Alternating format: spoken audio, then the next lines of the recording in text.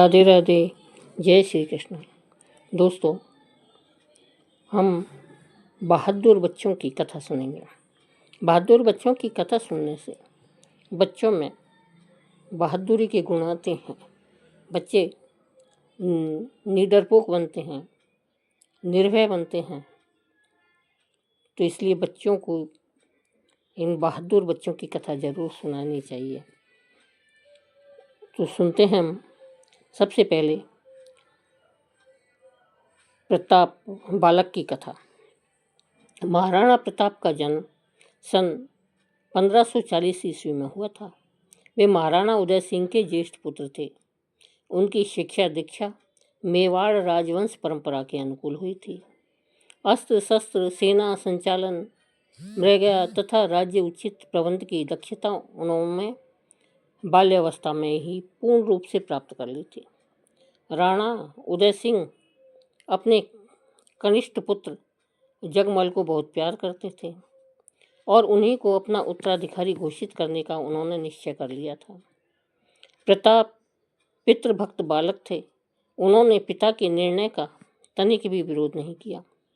उनके सामने रामायण के प्राणधन भगवान श्री राम के राज्य त्याग और वनवास का आदर्श उपस्थित था। प्रताप को बाल्यावस्था में ही सदा यही बात खटकती रहती थी कि भारत भूमि विदेशियों की दास्ता की हथकड़ी और बेड़ी में सिसक रही है।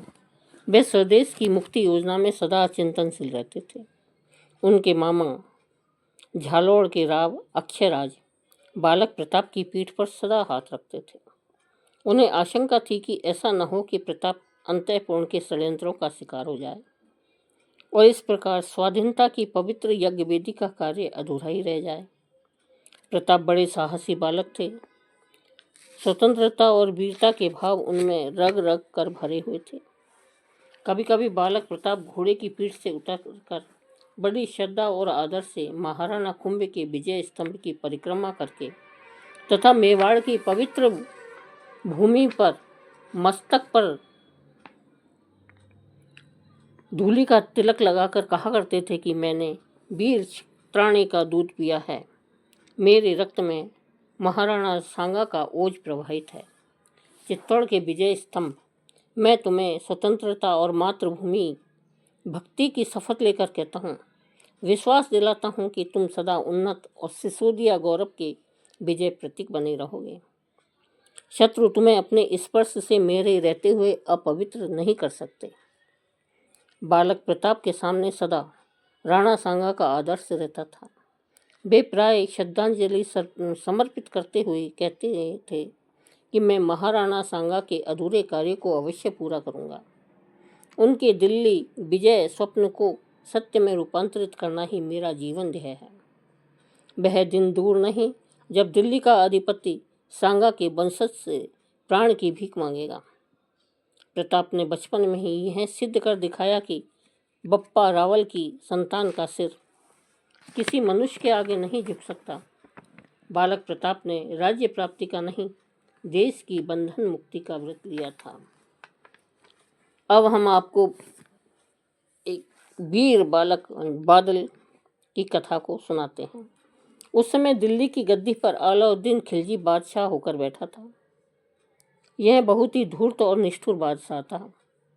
राजपूतों ने चित्तौड़ के सिंहासन पर उस समय राणा रतन सिंह को विराजमान कर दिया था। अलाउद्दीन ने सुना कि राणा की महारानी पद्मनी बहुत ही सुंदर है। वह पद्मनी को किसी भी प्रकार पाने के लिए बड़ी भारी सेना लेकर राजपूताना गया और चित्तौड़ से थोड़ी दूर उसने अपनी सेना का पड़ाव डाला। उस धूर्त ने राणा के पास संदेश भेजा कि मैं पद्मनी का प्रतिबिंब शीशे में देखकर लौट आऊंगा। महाराणा रतन सिंह ने इतनी बात के लिए व्यर्थ रक्तपात करना अच्छा नहीं समझा। उनके बुलाने पर अलाउद्दीन दुर्ग में आया। दर्पण में रानी पद्मनी का प्रतिबिंब उसे दिखा दिया गया। लौटते समय राणा उसे दुर्ग से बाहर तक पहुंचाने आए। दुर्ग से बाहर अलाउद्दीन पहले से ही अपने सैनिकों में छिपा रखे थे। उन्होंने राणा पर आक्रमण करके उन्हें पकड़ लिया और बंदी बनाकर वे अपने शिविर में ले गए। राणा के बंदी हो जाने से चित्तौड़ के दुर्ग में हाहाकार मच गया। बादशाह की सेना इतनी बड़ी थी कि उससे सीधे संग्राम करके विजय पाने की कोई आशा नहीं थी। अंत में रानी पद्मिनी की मामा गौरा ने एक योजना बनाई। अलाउद्दीन को संदेश भेजा गया कि रानी पद्मिनी बादशाह के पास आने को तैयार है। यदि उनके आ जाने पर बादशाह राणा को छोड़ दे और रानी के साथ 700 दासियां भी आएंगी, शाही सैनिक उन्हें रोके नहीं। बादशाह ने इस बात को बड़े उत्साह से स्वीकार कर लिया। सायंकाल अंधकार होने पर दुर्ग से 700 पालकियां निकली। बादशाह के सैनिक विजय के उन्माद में उत्सव मना रहे थे। शाही सेना में पहुंचकर रानी ने पहले राणा से भेंट करनी चाहिए और यह मांग भी स्वीकार हो गई। आप क्या सोचते हैं कि रानी पद्मिनी पालकी में बैठकर यवन बादशाह के पास आई थी? नहीं, पालकी में रानी बना स्त्री वेश में छिपा अपने अस्त्र शस्त्र से सुशोभित रानी का 12 वर्ष का सुंदर भांजा बालक बादल वहां आया था।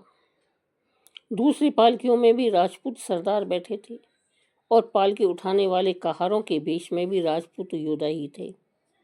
राणा को मुक्त करके घोड़े पर बैठाकर कुछ सैनिकों के साथ दुर्ग की ओर उन्होंने भेज दिया और स्वयं अलाउद्दीन की सेना पर शस्त्र लेकर टूट पड़े। गौरा इस सेना का सेनापतित्व कर रहे थे। बादल ने इस युद्ध में अद्भुत वीरता दिखलाई, लेकिन मुट्ठी भर राजपूत समुद्र के समान विशाल शाही सेना से कब तक लड़ते? गौरा रणभूमि में काम आए। दोनों हाथों से तलवार चलाकर यवन सैनिकों को गाजर मूली की तरह काटता हुआ बालक बादल दुर्ग में पहुंच गया। अलाउद्दीन चाहता था कि इस युद्ध का समाचार दुर्ग में ना पहुंचे। अचानक आक्रमण करके वह पद्मिनी को पकड़कर दिल्ली ले जाना चाहता था, किंतु उस 12 वर्ष के बालक ने उसकी एक भी चाल को चलने नहीं दिया और दुर्ग में समाचार पहुंचते ही राजपूत वीरों ने केसरिया बाना पहना और निकल पड़े धर्म एवं मातृभूमि पर मस्तक चढ़ाने। बड़ी कठिनाई से अलाउद्दीन को विजय प्राप्त हुई।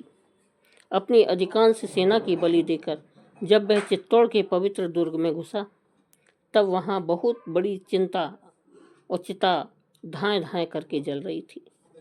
राजपुताना ने देवियां पापी पुरुष के स्पर्श से बचने के लिए अग्नि में प्रवेश करके स्वर्ग पहुंच चुकी थी। अलाउद्दीन ने अपना सिर पीट लिया। भारत की वह गौरवमयी दिव्य भूमि सतियों के तेज के साथ वीर बालक बादल की शूरता एवं बलिदान से नित्य उज्जवल है। अब हम एक और वीर बालक प्रताप की कहानी को सुनते हैं, जो कि अस्त्र शस्त्र चलाना नहीं जानता था, लेकिन था वीर। यह महाराणा प्रताप की बात नहीं है, यह तो चित्तौड़ के एक साधारण राजपूत बालक की बात है। उसका नाम प्रताप था। उसे गाना बजाना बहुत पसंद था। उसके माता पिता और मित्र उससे प्रसन्न नहीं रहते थे। सब लोग उसे डांटते और चिढ़ाते थे कि राजपूत के लड़के होकर तुम तलवार चलाना नहीं सीखते हो। देश पर जब संकट आवेगा तब तुम अपने कर्तव्य का कैसे पालन करोगे? देश की सेवा ना करे, देश के लिए मर मिटने को तैयार न हो, ऐसा राजपूत भी क्या किसी काम का मनुष्य है? प्रताप उन लोगों से कहा करता था कि देश की सेवा केवल तलवार से ही नहीं होती, संगीत से भी देश की सेवा हो सकती है। काम पड़ने पर मैं बता दूंगा कि देश की सेवा के लिए मर मिटने में मैं किसी से पीछे नहीं हूँ। किसी को प्रताप की बात ठीक नहीं लगती थी। लोग समझते थे कि यह तो सुकुमार तो है ही और डींग हाँकने वाला भी है। प्रताप भी अपनी धुन का ऐसा पक्का था कि वह किसी की बात पर ध्यान ही नहीं देता था। दिल्ली में उन दिनों मुगल बादशाह थे। मुगलों की बड़ी भारी सेना ने चित्तौड़ पर चढ़ाई कर दी, लेकिन चित्तौड़ का किला इतना दृढ़ था कि मुगल सेना उस पर विजय नहीं पा सकी।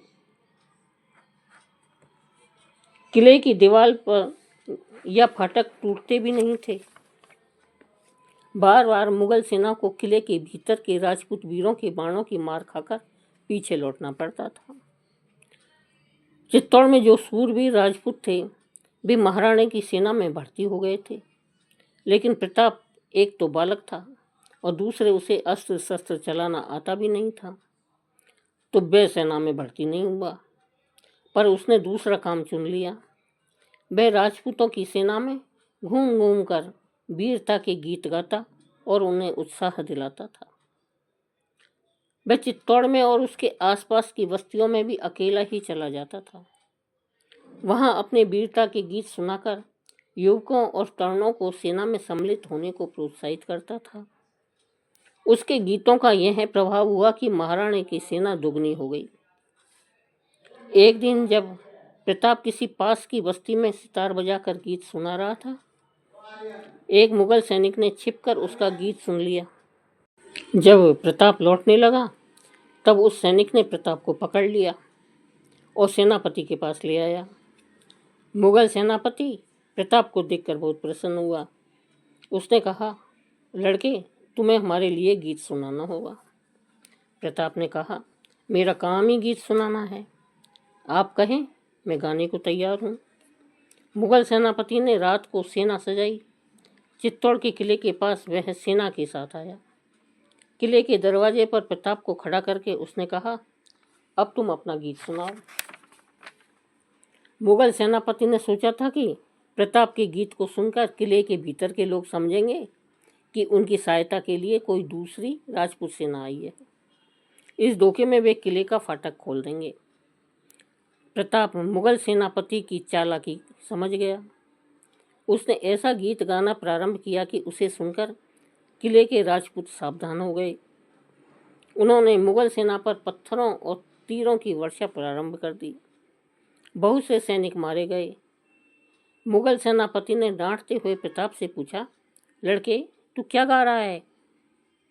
प्रताप ने बड़ी निर्भयता से कहा, मैं गीत में अपने वीरों से कह रहा हूँ कि शत्रु द्वार पर खड़ा है, सो मत, धोखे में मत आओ, किला मत खोलो, पत्थर मारो पत्थर, शत्रु का कचूमर निकाल लो। मुगल सेनापति प्रताप का सिर एक झटके में काट दिया, किंतु राजपूत सावधान हो गए थे। मुगल सेना को निराश होकर लौट जाना पड़ा। दूसरे दिन राजपूतों का प्रताप की लाश मिली। देश पर प्राण देने वाले उस वीर बालक की देह को स्वयं महाराणा ने अपने हाथों से चिता पर रखा। दोस्तों, इन वीर बच्चों की कथा कहानी पसंद आई हो तो लाइक करें और हमारे चैनल को सब्सक्राइब करें। धन्यवाद।